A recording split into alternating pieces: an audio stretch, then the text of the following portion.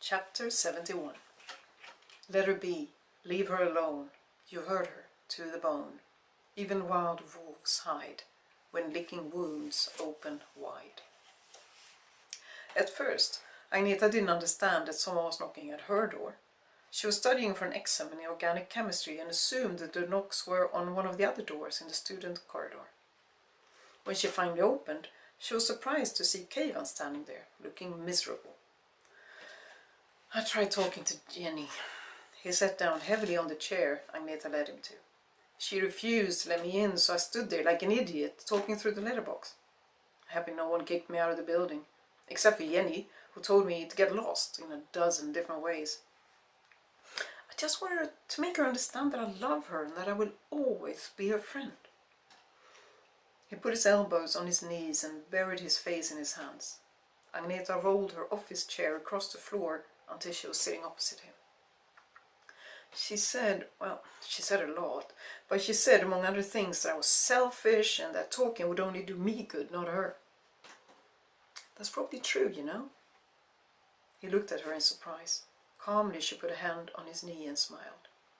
It's less than a week since you broke up, Keivan. Right now, everything you say or do will just hurt her. Let her be. It would feel better for you to speak about it, to explain why you broke up and all of that, but it won't help her. Not now. She patted his knee before removing her hand. She couldn't just keep it there, even if she would have liked to. Are you sure? Positive.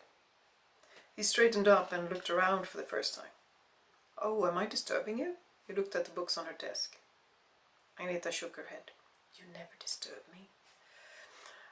I just came from Jenny's dorm, well, from her front door, and this is so close, I just thought I could pass by on my way home. At least you open the door when I knock. Do you want a cup of tea?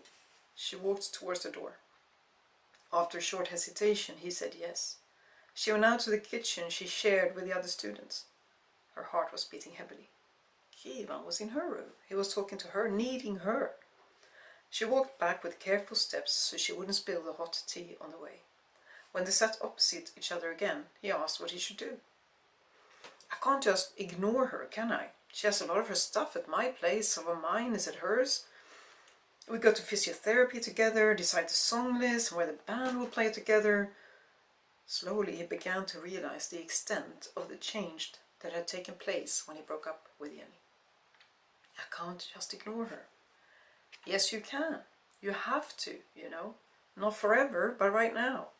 She held her teacup with both hands, letting it warm her hands. They always got cold when she was sitting for a long time.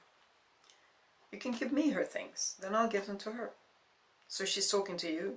I wouldn't call it talking really, but at least she opens the door if I go there. Eagerly leaned forward. How is she? Sad, of course. What did you expect? He looked immensely unhappy. She had always liked his sad teddy bear eyes, but now they were too sad to be beautiful. She continued. Sometimes she and I go to the tram at the same time, so I see her now and then. She has gone to school, she has shopped for groceries, she functions, she's surviving. You just have to give her a break. So you'll keep an eye on her? She nodded. I'll give her things to her. I'll keep an eye on her. And tomorrow is Tuesday. I can come with you to physiotherapy. You don't have to. I know it's easier if you have someone with you. I've done it before, remember? The few times Jenny didn't. I'll come along tomorrow. Then we'll see what happens next week. One day at a time, Keivan. Sure the universal technology is your thing? Shouldn't you go for psychology instead? She smiled. More tea?